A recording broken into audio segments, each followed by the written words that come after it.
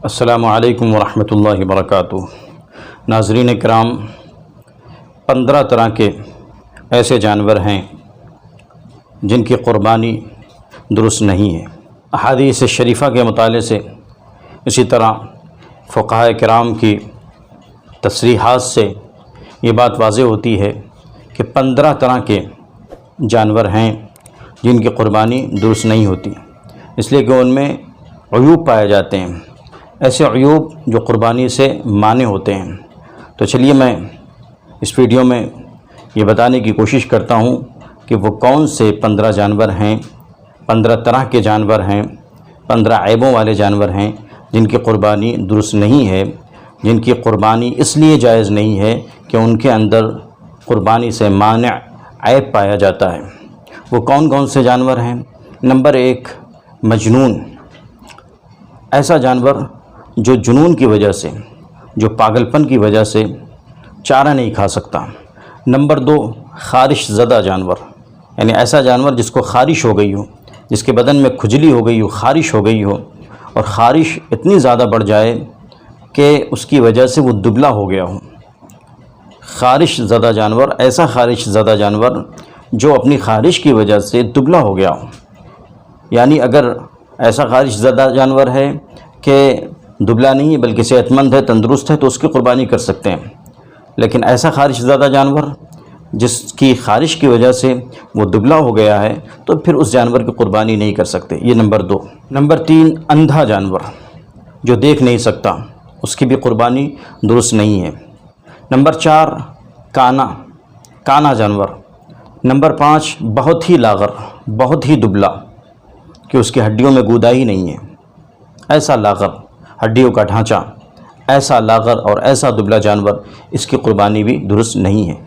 Number 6، ایسا لنگڑا جانور، ایسا لنگڑا جانور جو اپنے پیروں پر چل کر قربان گاہ تک نہ جا سکتا ہو۔ نمبر 7، بیمار جانور، بیمار جس کا مرض ظاہر ہے، جو بھی دیکھتا ہے وہ سمجھ جاتا ہے کہ یہ بیمار ہے، اس کے اندر مرض ہے، بیمار ہے، تو ایسا مریض اور ایسا بیمار جانور، اس کی قربانی بھی درست نہیں ہے۔ نمبر 8، ایسا جانور جس کا 1/3 کان یا 1/3 دم یا 1/3 بینائی جاتی رہے، اس کی قربانی بھی درست نہیں ہے۔ اسی طرح اس کی چکتی کا 1/3 سے زیادہ حصہ ختم ہو گیا ہو یا چلا گیا ہو، نہ ہو، ایسے جانور کی قربانی بھی درست نہیں ہے۔ خوب اچھی طرح سمجھ لیں۔ نمبر 9، وہ جانور جس کے پیدائشی طور پر کان نہ ہوں، خلقتاً اور پیدائشی طور پر جس کے کان نہ ہوں، اس جانور کی قربانی بھی درست نہیں ہے۔ البتہ اگر پیدائشی طور پر اس کے کان چھوٹے ہیں تو پھر قربانی درست ہے۔ یہ نمبر 9۔ نمبر 10، وہ جانور جس کے اکثر دانت خراب ہو گئے ہوں، گر گئے ہوں، جس کی وجہ سے وہ چارہ نہیں کھا سکتا، جس کے اکثر دانت خراب ہو گئے ہوں، گر گئے ہوں، جس کی وجہ سے وہ چارہ نہیں کھا سکتا، اس جانور کی قربانی بھی درست نہیں ہے۔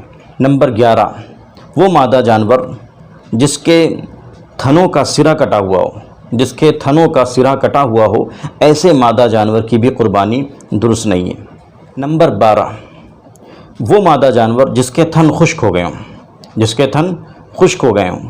اگر بڑا جانور ہے، گائے ہے، اونٹ ہے، بھینس ہے، اگر یہ جانور ہیں تو ان کے اگر 2 تھن خشک ہو گئے ہوں، یا بکری ہے اس کا 1 تھن خشک ہو گیا ہو، تو پھر اس جانور کی قربانی درست نہیں ہے۔ نمبر 13، وہ جانور جس کی ناک کٹی ہوئی ہو، وہ جانور جس کی ناک کٹی ہوئی ہو، یہ نمبر 13، اس کی قربانی بھی درست نہیں ہے۔ نمبر 14، خنثی جانور جو نہ نرہی ہے نہ مادہ ہی ہے، بیچ بیچ میں ہے، تو خنثی جانور ہے، اس کی قربانی بھی درست نہیں ہے۔ یہ ایک ایسا عیب ہے جو قربانی سے مانے۔ نمبر 15، وہ جانور جو گندگی ہی کھاتا ہو اور چارہ نہ کھاتا ہو، گندگی پر جس کا انحصار ہو، گندگی کھاتا ہو، ایسا جانور، اس کی قربانی بھی درست نہیں ہے۔ تو یہ کل 15 طرح کے عیب ہیں گویا جو جانوروں میں پائے جاتے ہیں۔ تو یہ عیوب جن جانوروں میں پائے جائیں گے ان جانوروں کی قربانی درست نہیں ہے، یعنی قربانی کے جو جانور ہیں ان میں یہ 15 طرح کے عیوب اگر پائے جا رہے ہیں، چاہے وہ بکری ہو، بکرا ہو، بھیڑ ہو، دمبا ہو، میڑھا ہو، گائے ہو، بیل ہو، بھینس ہو، بھینسا ہو، اونٹ ہو، اونٹنی ہو، یہ جو جانور ہیں جو قربانی کے جانور ہیں، اگر ان جانوروں میں یہ 15 طرح کے عیب پائے جا رہے ہیں تو پھر ایسے جانور کی قربانی درست نہیں ہے۔ فی نفسی ان کی قربانی درست تھی، لیکن ان عیبوں کی وجہ سے پھر ان کی قربانی درست نہیں ہوئی۔ یہ وہ عیب ہیں جو قربانی سے مانے ہیں۔ لہٰذا ہمیشہ اس بات کا خیال رکھنا چاہیے جب ہم قربانی کا جانور خریدیں تو یہ دیکھ لیں، خوب اچھی طرح چھان پھٹک کر لیں کہ اس طرح کا کوئی عیب تو قربانی کے جانور کے اندر جس کو ہم خرید رہے ہیں یا جو ہمارے پاس ہے اس کے اندر اس طرح کا کوئی عیب تو نہیں پایا جا رہا ہے۔ اگر اس طرح کا عیب پایا جا رہا ہے تو اس کی قربانی ہم نہ کریں، بلکہ ایک صحیح اور صحت مند اور فربا جانور خریدیں اور اس کی قربانی کریں۔ اللہ تعالی ہم سب کی قربانیوں کو قبول فرمائے۔